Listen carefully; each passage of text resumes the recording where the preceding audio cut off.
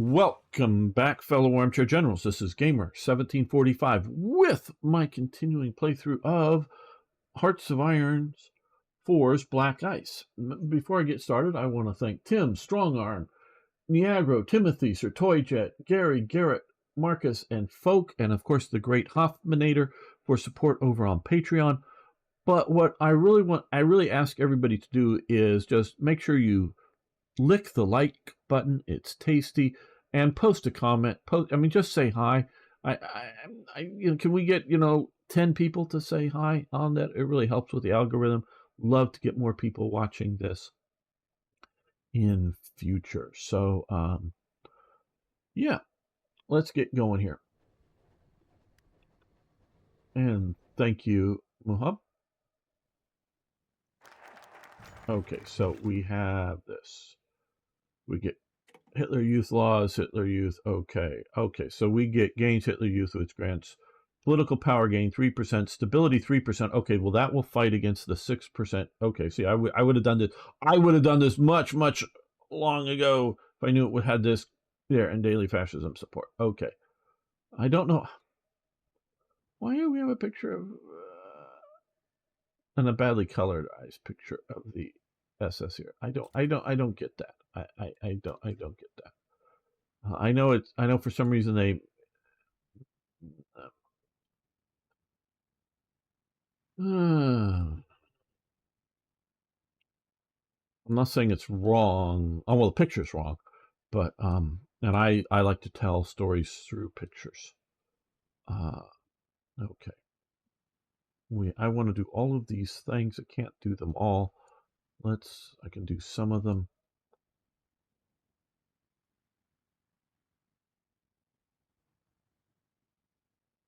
Okay, we can do the fate of Czechoslovakia. I think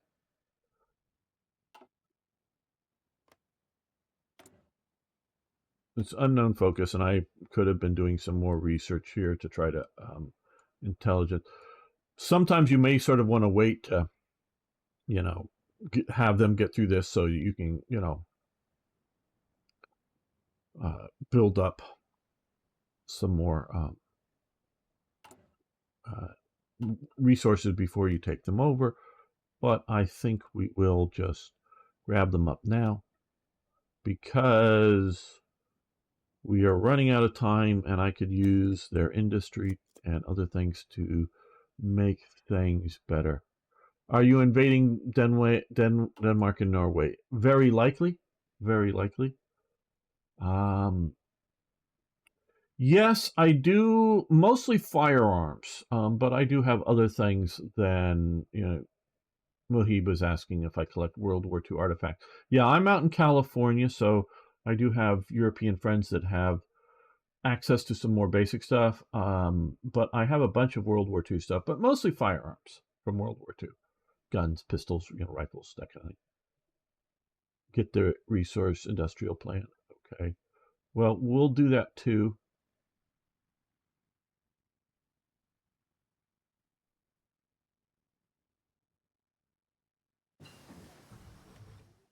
Okay, artillery workshops, good. If we build a few of those or whatever, probably help there. Production, let's get submarines. I don't know if we're going to do that so much because once we get through these, which April 40, yeah, but that's just that we're going to mostly be doing. I may move instead of more submarines, I may do ship, just transport ships. Okay, so we have still going down.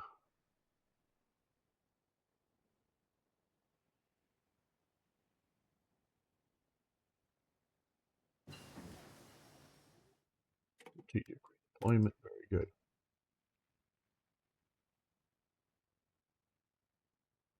Well, very cool, Poop Hunter.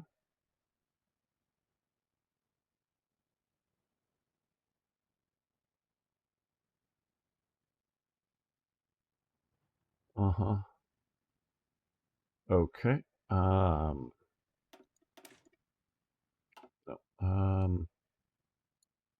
Don't think there's any more we need to do over there. So we're going to focus here. 1940. We got strategic redeployment. What was that one?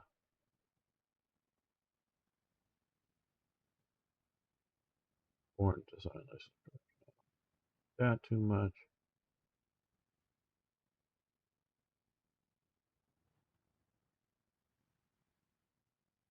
That's really good.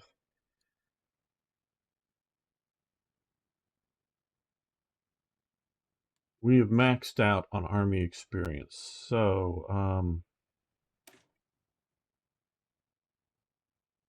100. Yep, let's spend 100. May not be the best spend, but let's do that.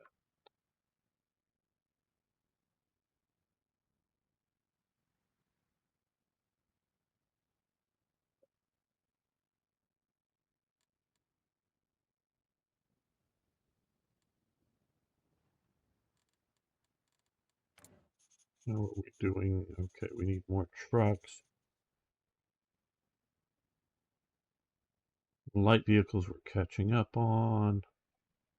I do want to motorize and develop some more of these divisions, but they're just gonna. So maybe we'll get a bunch of stuff. Okay, from taking over Czechoslovakia. Oh, aircraft models, 1939. We can do better heavy fighters, better Stukas. We'll do them HE 111s. Yeah.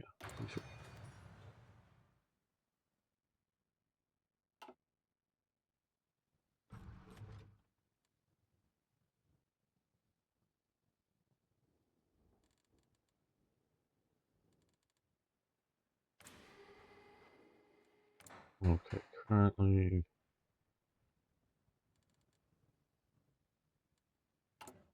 Well,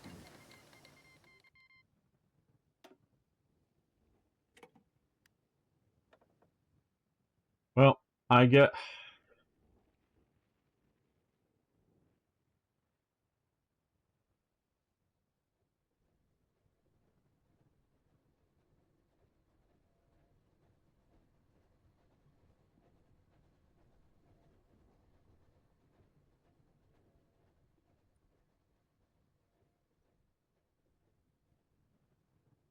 We have, again, Himmler costing us 6% base stability. Not that, we could talk, again, the final solution, it's very evil, but it doesn't start until the war starts. I think it's 41. Now, there's a lot of persecution against the Jews, and some killing of them. There's the camps, but I would argue they're creating stability more than losing it. I would argue that. But you could argue there's other disruptions that may be a bit disruptive. I just don't get that. But a propaganda minister as good as Goebbels with the radio technology that they do sort of put out there that going on, that should counteract anything Himmler's doing. So either Himmler really needs to have his costs brought down, or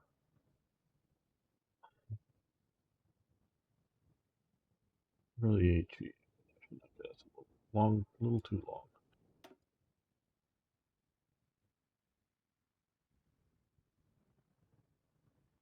How long until 8 days? We're going to wait 8 days. Yes, 41. Yes, pickle. Yeah, so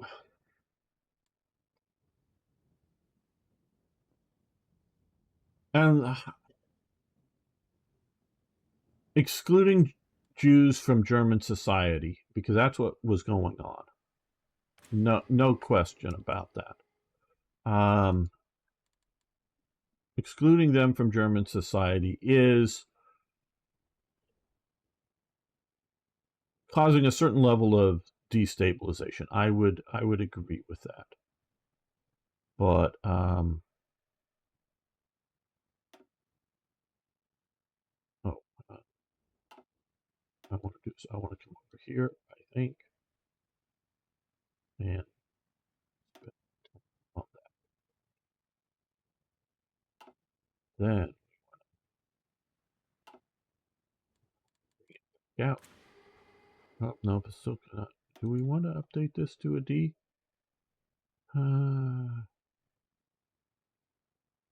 Okay, let's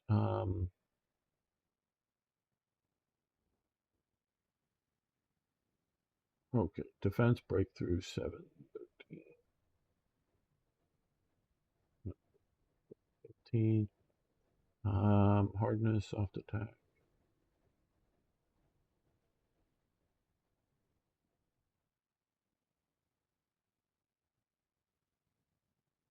I think we're going to stay with this because I think this is going to be, because note with these D models, see those road wheels are different than these road wheels.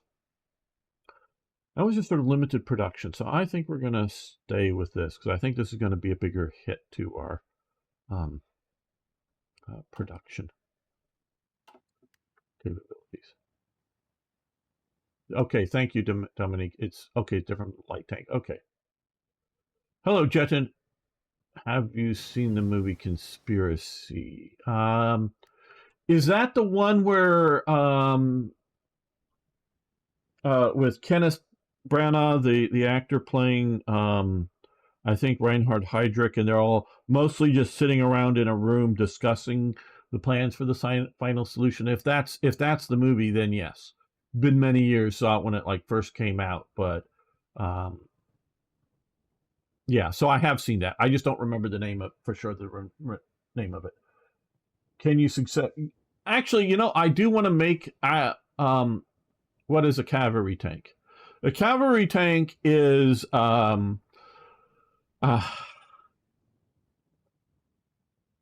is a tank that fits a particular doctrine. Okay, and it's different in different nations. Generally, a cavalry tank. No, not necessarily an up armored light tank. A cavalry tank is a fast tank. In the Soviet Union, they had infantry tanks and cavalry tanks. At least that's my terms I'm using for them. I don't know if they would have called them that. All of their tanks, basically, in the Soviet Union, in the late 1920s through to the early 1930s, or to the late 1930s, through that whole time period, all have approximately the same thickness of armor. The infantry tank either looks like, mostly is the T-26, which is a small tank, and it's used to support infantry operations. The cavalry tank is the BT series, basically the BT-5 and the BT-7. The BT-3 is limited early production. The BTs are all based on Christie's design, stolen. They bought like 2 or 3 Christie tanks or something like that. Christie was desperate for sales, and then they just ripped them off and didn't ever pay them for pay them licensing fees. Just completely ripped them off. And the BT series has approximately, depends on the 5 or the 7, but has approximately the same gun on it. Now, some of the T-26s, some of the models have like 2 machine gun turrets, but most of the T-26s, the infantry tanks, have a 45 millimeter gun and a machine gun. So do the BT series. Definitely the BT-7s have a 45 millimeter gun and a machine gun on them. It's just the BT series the tanks are longer to house a much bigger engine, so that they're designed to operate like a cavalry unit, charging around without direct infantry support, meaning there may, not that they're going to like charge into a city and try to take over a city or charge into a forest and fight in the forest. They're going to have infantry around, but they're going to be, charging around somewhat independently, the idea of at least. The Soviets weren't very good pre-war with combined arm tactics to do sort of like the encirclements, rapid, fast-moving, large numbers hitting, where the T-26s were going to be moving up either in support of or have supporting infantry with them in their operations. In Britain, their cavalry tanks, and they keep this up until really late into the war, I would say, or at least the second half. They have infantry tanks and they have cavalry tanks. Infantry tanks start out at the Matilda 1, which is just a very heavily armored machine gun only tank. And the Matilda 2 is what you see in World War II. That does have a main gun, heavily armored, slow, because, there's three elements to a tank: firepower, protection, and mobility. It is really hard to max out all three of those. And because of World War I experience, the British don't just want to have the front of the tank well armored, they want to have the sides well armored, because they, see the fighting in the terms of going over the trenches in World War I and being shot equally from the sides as it is from the fronts, or need to be protected. So they have infantry tanks. They don't need to go very fast. They need to be well protected from anti-tank guns, that kind of thing.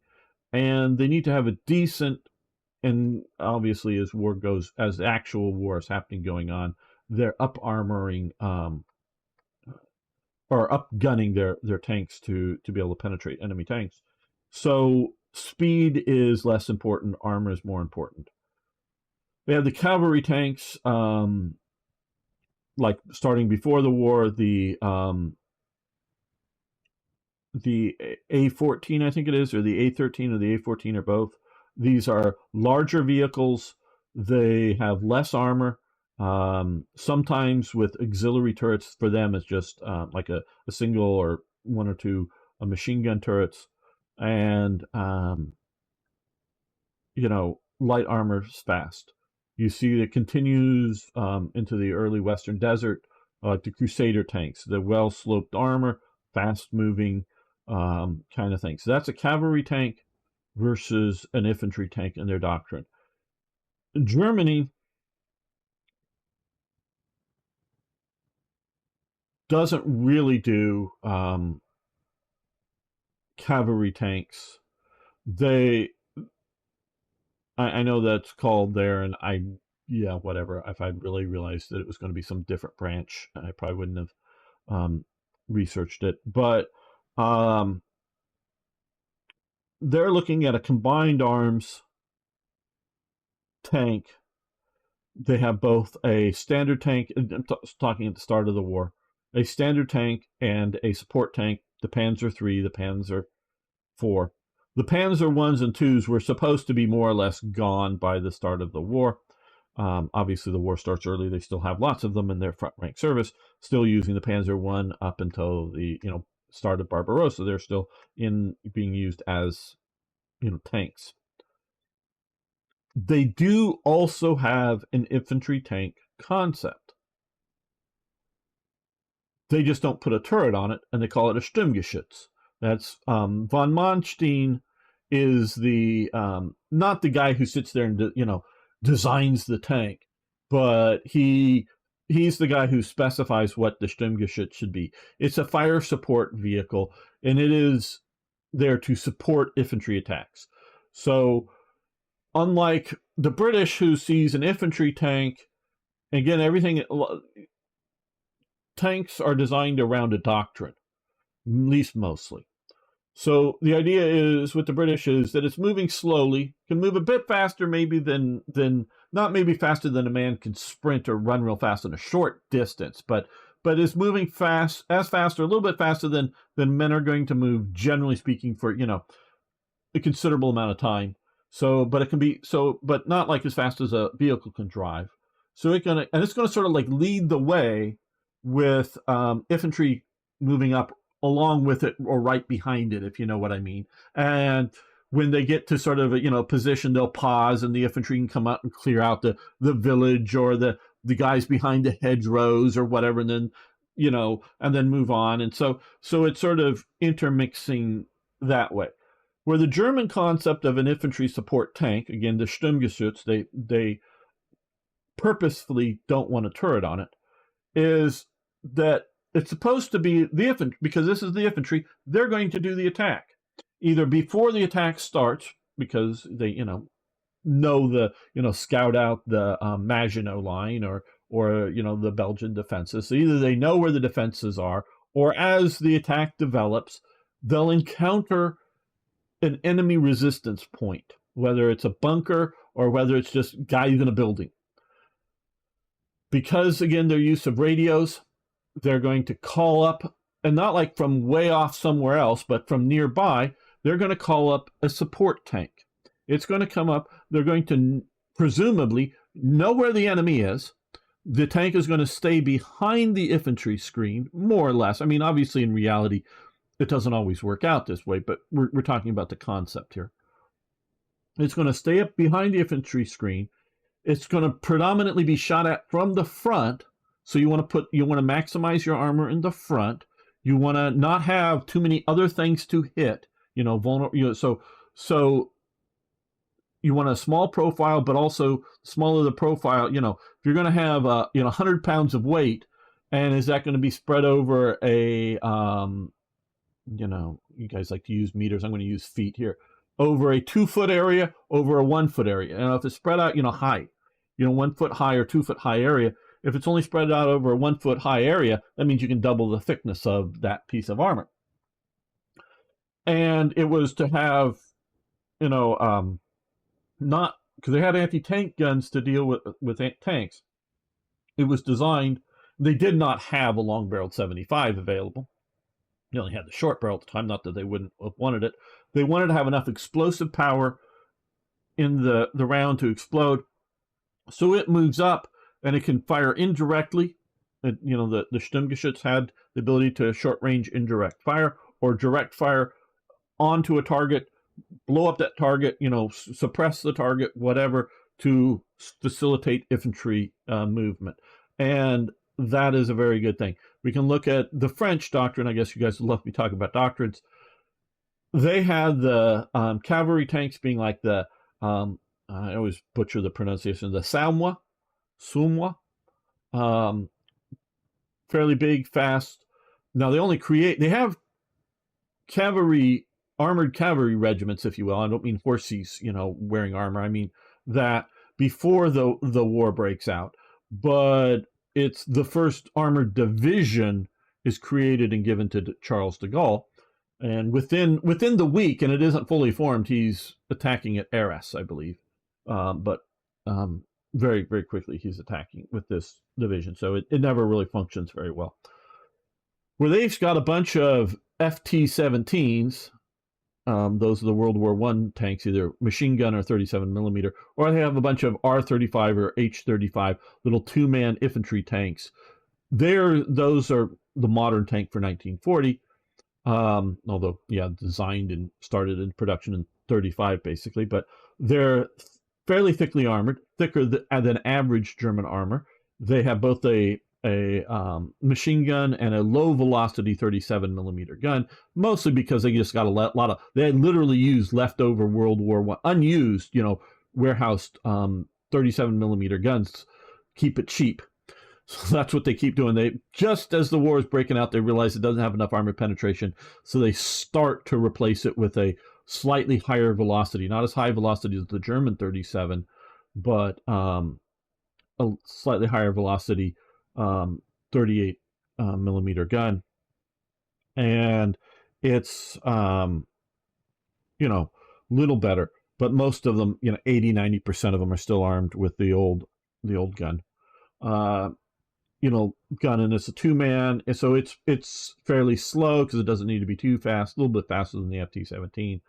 It's better than, it's sort of like a super FT-17, and it's meant, and they for them, they have them all spread out in company strength, basically attached to divisions. And I don't know, I just quite honestly don't know whether they operated as like a company together or whether they were, oh, send that platoon to support that, brigade and send that platoon to support that brigade and send the other platoon to support the other brigade. I really don't know how they were operated in World War II. Whether they kept together as a company in support of an infantry division or infantry corps, or whether they were even piecemealed out further. And most of them did not have radios. So that's the idea between a cavalry tank and an infantry tank. I hope that was all fun to listen to, and I'm just going to try to stay on it. So it's more of a speed issue for most countries. Let's go a lot of stuff. Bradley's. Oh wow, you guys have been chatting a lot. I know you guys have been chatting. Okay. Um, BT-42 is epic. Yeah, Mojave, you're seeing it now a lot. I know in War Thunder and a few other games have it. It's the Finns upgrading of the BTs.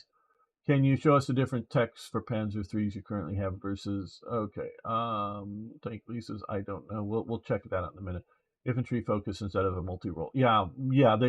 They nowadays we're doing it. Bradley is ours at present. Okay. Yeah. I'd argue against that, but in doctrine, although I think it has anti-tank missiles when needed, tow missiles. Yes. Main armor. Yeah. Hello, Tinky. How you doing?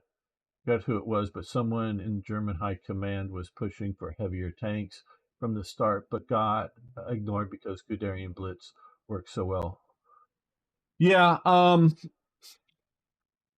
Prior to, I don't know, 1935, 1936, the idea of a heavy tank was a bigger tank, not more heavily armored. They thought you have the sort of New Art series, the Neubart Fahrzeug. Hope you guys Germans, Tinky, like my German pronunciation. They got 2 guns in the turret, 2 cannons in the turret, plus a machine gun and coaxially on the turret, and 2 auxiliary turrets. The French has some early 1920s bullshit that's sort of like that, and then they have the Char B1 BICE version with a turret, and then a 75 millimeter howitzer down in the hole. The Russians have various multi-gun or multi-turreted vehicles that are just big, sort of land battleships. Have one vehicle do many things at once, which is warfare has shown that it's not the best idea. Where late war you start to get the idea of heavy tanks being heavier armored because of the realities of things. So heavy fast tanks, that was, yeah, Germans developed infantry tanks in 1939 of one of those Panzer 1S only. Yeah, they built some prototypes of those, which is a stupid idea. I think it depends on the platform. One of those guys. Okay. Not perfect survival, really good. Yeah. Oh yeah, the stuff in the Russian pocket. It does seem like most of those people in the Bradley survived. At least I saw some videos of some of the guys in the Bradley after being mission killed, at least. I don't know how badly it was damaged at that point, but looked like most of the guys getting out well and climbing onto another Bradley and getting out. On a side note, why stream title? Do you guys do this? So, no. What I'm doing is against terms of service now for Twitch. I'm multi-streaming on multiple platforms, including YouTube and Rumble. Hi, Rumble people. There's a few of you over there. And terms of service says you can't do that anymore. Well, I'm going to do it. So I may get kicked off the platform. I don't know if they're going to actually enforce this, but it's in their terms of service. So I'm just trying to encourage people to make sure if you are if you do follow me on Twitch, to also subscribe over on YouTube just in case, because I'm here basically every Saturday morning, out here in California. New build drive thing, yes. Yes, so that's why I may get kicked off of here. And I'm not that I want to be, but I just want to make sure if I am, people can still find me and know what's going on. Okay. Well, we just got done not with this. Okay. We're waiting on that another few days. What did we just okay. Lower Austria. This research center. Wow. Okay, we could do this. Fuel silo enabled. Fuel capacity 5%. We could do improve catalytic cracking. I'd rather do that first. Fuel gain. That looks like okay. How many days? 225, 78 days. Okay, so you always got to look here, balance out. Okay, more gain, 10% more for fuel, where this is 15% more fuel, and more fuel gain from refineries. But there's only 78 days, so that's 225 days. That's a lot more, but we'll do this one. I am paying attention to the fuel situation, even though. Yeah, well, the problem is that if you allow things like that, Tinky, not that I would object to it, but the problem is it becomes Pornhub at some point, and that's all it. And they're afraid because they know that I think it's a majority, but most of the Twitch viewers are under the age of 21. That parents will, if they hear bad things about it, will not allow their children readily to watch it. Armed Forces, okay. Nationwide, right, okay. So, that. Yeah, well, before it had been just in if you were either a partner or a uh,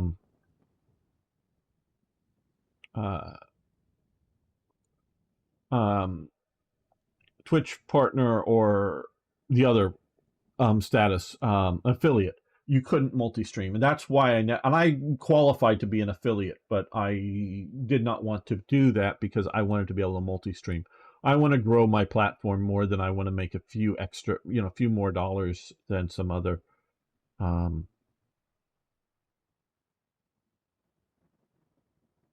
okay. Following the effects will occur, Czechoslovakia Republic will become Bohemia.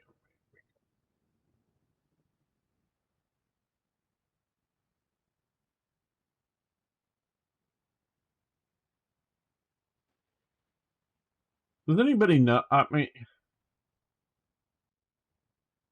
what game effects outside of these two things are there? I don't know if no, Dominique knows.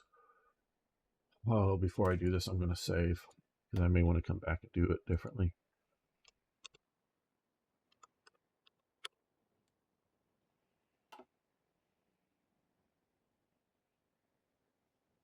Twitch streamers. Oh yes, I heard that. Yes, and I was already before I heard the XQC thing. I was trying yesterday to uh, set the multi-stream up for Kick instead of Facebook, and I think there was maybe a problem with Kick or something. I couldn't log in properly and whatnot. So I am still on Facebook today, but maybe next week I'm going to try to make sure I'm streaming on Kick. But yes, that looks like a good thing. But I want to be out there for it is I do make money off of this. I would like to make more money off of streaming and YouTubing most assuredly, but growth is more important than a few more dollars. So I would rather have a bigger audience and make a little less money than have a smaller audience,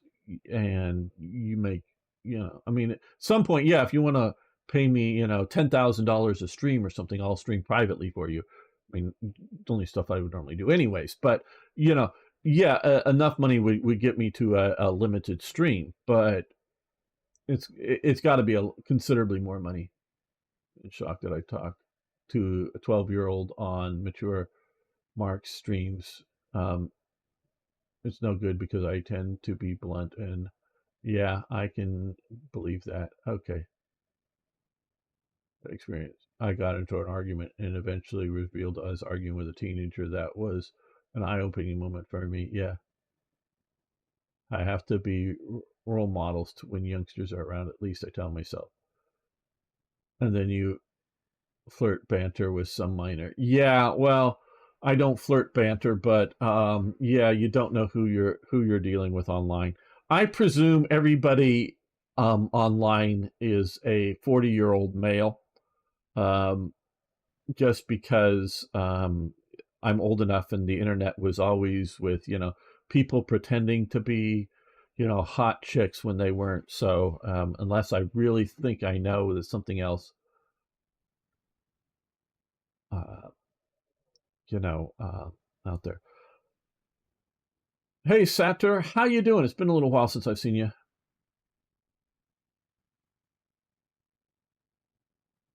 All neckbeards and idiots. Yeah, absolutely.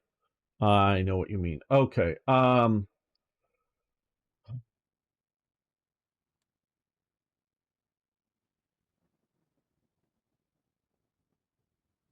Czechoslovakia was a puppet state. Elizabeth. Okay. Twitch is rather misandrous and bans men for 10. Yeah, we know that. When I hit the internet, AOL times dial up. Yep, I'm that old too. Never really did the AOL. I did Netscape way back in the day. Getting warm up there where you are in Sweden. Yeah, well, I'm doing very well, and it's actually rather cool here in Southern California. Ah,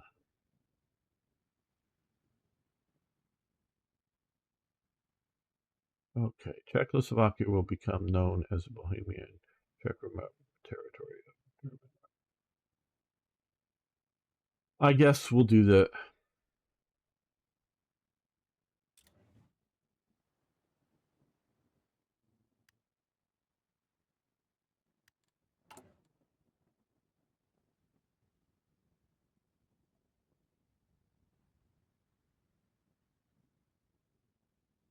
We're not doing any more West Wall stuff. Is there going to be another event here? Or did I just mess this up? No? Okay, fate of Czechoslovakia here. Okay, I guess we're still just waiting for that.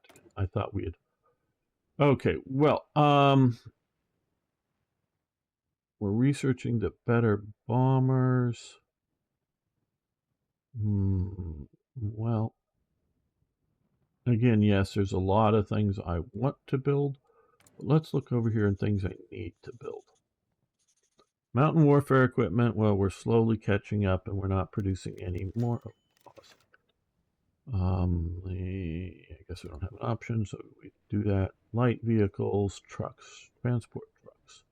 We want to motorize a lot of other things. So we are catching up here on light vehicles, just down by 54. We are 1,000 almost down on transport trucks. And I have a bunch more divisions I want to motorize and form panzer divisions, and these upgrade to the, yeah. So let's do trucks. We do have extra rubber, which is also useful. There we go. That's what we'll do with that.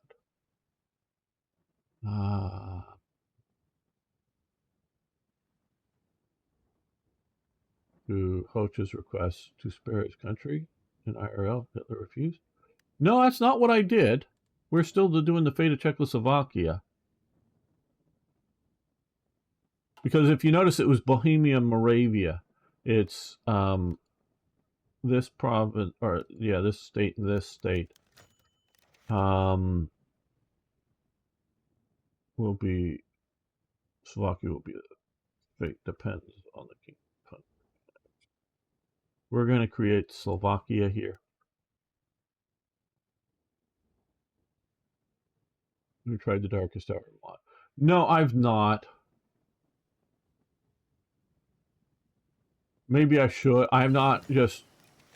I haven't played that one yet. Okay, the Donye reasonable request. No, we're not removing him. We will go take a look at. When are we getting these damn gun? Oh, we've got that. Oh, can we do the research thing here? No. What I need to do is click here. I think. Nope. I want to be over here. Yep, that's what I was looking for. We want the 50mm gun. Good. That's the all-purpose. We want to do these other ones first. Okay, so we just got, we're getting that. We just got the Donye DO-17 Fast Bomber M. Okay, let's, well,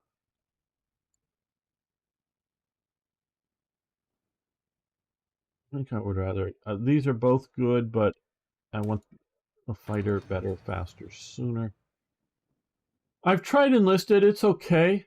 Have you played Company of Heroes or Men of War? I think a little bit of one of those. I forget what it like, but an older version, you know, like 2 or something. I'm not sure. Not much, as you can sort of tell from my not exactly sure about what. Yeah, I have a little bit. Okay. We can do skills and training. Okay. Monthly stability. Oh, well, here, party popularity stability modifier. Party popularity. Oh, well, let's try that. That may get me out of this right now. Really Black Ice tech team split, and I like how 4 production queues, but aside from that, from the pony mod, I find no joy in the game. Yeah.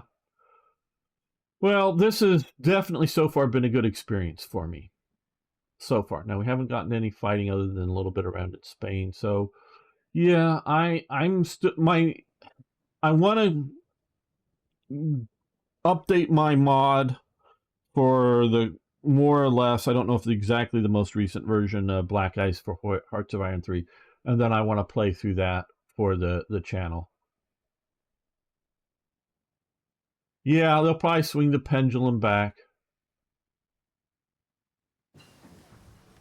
at some point. I don't know. Between Hoi 3 King. Okay, Carpathian Europe. No, we'll give this to Hungary. Garrison training.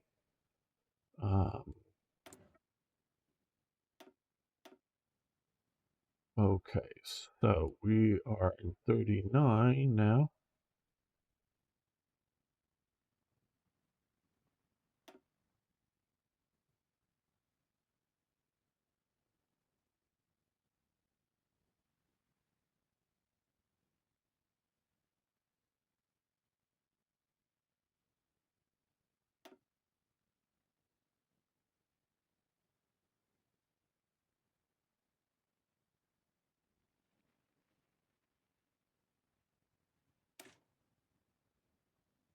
Okay, soft attack and defense 2 and 12. Just want to see.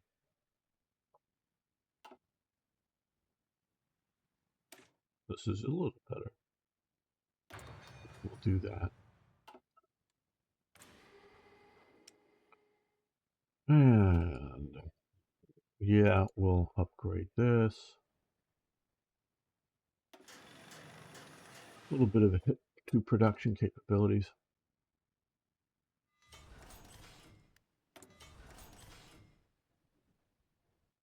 You know, part of it is streamlining, yeah.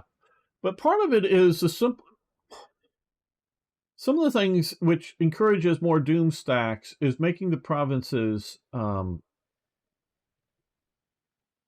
bigger. There's fewer provinces in Europe than about half as many in Hearts of Iron 3 versus Hearts of Iron 4. So it encourages doom stacks more, and it discourages, tactical operations.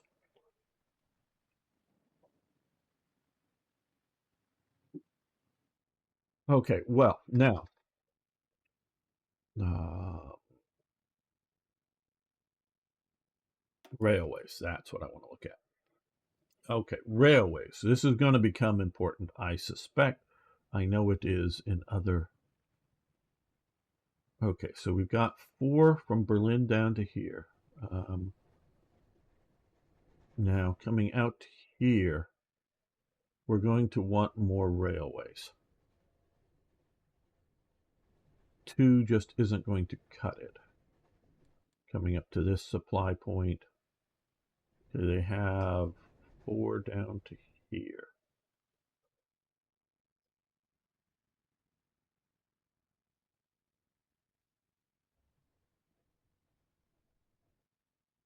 Three to there, but once we get that, okay, so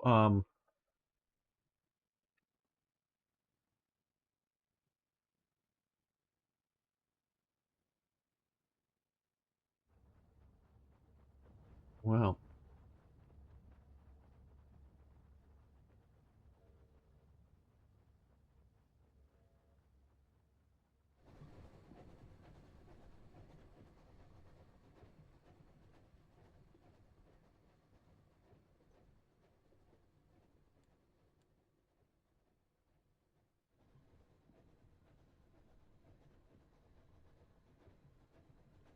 that will get more supplies up to here quicker.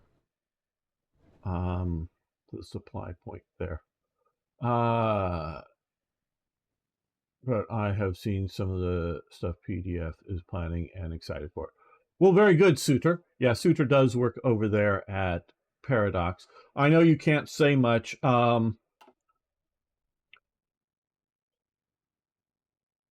Paradox got lazy, people. Paradox got lazy. Where before they would release a game that was really good but really buggy because maybe overambitious, to where Hearts of Iron 4, they pushed that out way too early. They got super lazy and just killed the franchise of Imperator Rome. They just got lazy. And they also branched out into many other things for a while. And I could,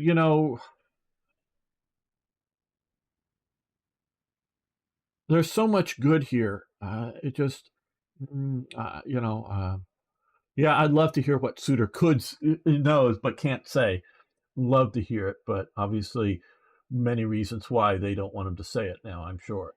Division spread out a long area, but Hoy treats mini tiles big, saying, "Yeah, I would be happy if they bring something fun for me." Vic 3, while probably not being a bad game, gave me nightmares. Went back to maybe your old. That could be, or maybe you love Vic Market too much.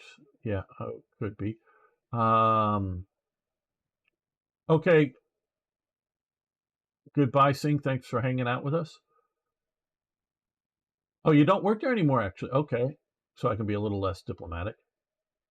Okay, I did not know you left there, but I don't follow everything unless somebody tells me.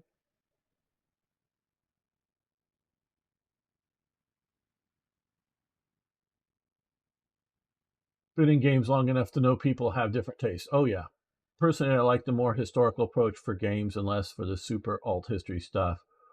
But the numbers indicate that we are a minority. Yeah, you're probably right about that, Suitor, but you also have to realize how do I put this? There's 2 things. One, um, I think the crowd that, well, I think because I look around and see so many World War II games, whether it's World of Tanks or War Thunder, or I don't even know most of the names, little mobile app games that are World War II, or um, Gary Grigsby's War on the Eastern Front 2 or something, or War in the East 2, to a lot of other games that are done that are very World War II centric and are hard for people to get into. So a complete range of stuff. World War II seems very popular. Paradox has courted and developed a brand audience with CK, EU, and Vicky that is alt history. And the World War II genre is different. Now, I don't know how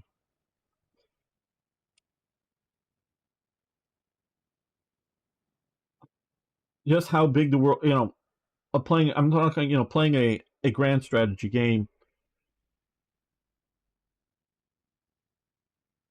I get so many comments now. Again, it may be self-selection. People that like the history stuff. I get so many people that don't like the bullshit alt history. Turn America fascist, or let's play as the czars of Russia in 1930 something. And not just alt history as what if France and Britain do not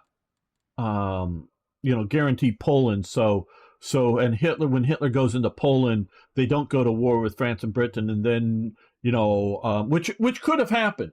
And let's go. It's not completely wacky alt history, but it is definitely what not happened. And then just have a Soviet Union versus Germany fight kind of thing, and Italy stays out of it. Some somewhat plausible stuff set in the 1930s to 40s, alt history. I think that would, if you're talking that, yeah, that would be quite popular. But let's restore the Kaiser. I think that's the Paradox crowd. I think, and I may be wrong, but I think that's the Paradox crowd that they've cultivated. And I think doing that pushes away a lot of the core history people that just won't play, and because they're core history people. Um, so I think that is part of it. So and how it goes.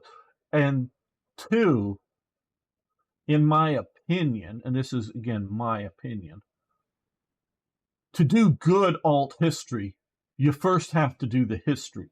You first have to know what the history is. You first have to build on it. And so if they focused first on getting history, do that in depth right, and then added alt history on it at choice points. But again, going back, I really think what the Paradox crowd wants is, hey, this is what I think they would really, really love to do is, hey, I play a game in, CK, whatever version, CK. And then when I get to the end of that, I start up EU and I import from CK. So I import the conditions of the world at CK to the starting of EU. Play through EU, get through the end of EU, and then start up Vicky and go import from EU save whatever, and start playing that. Get done with Vicky, open up Hearts of Iron, or EU 20th Century, as I like to call the idea. So sort of end of Victoria, open up the save game and go from there and forward. I think a lot of them would love that as a thing, and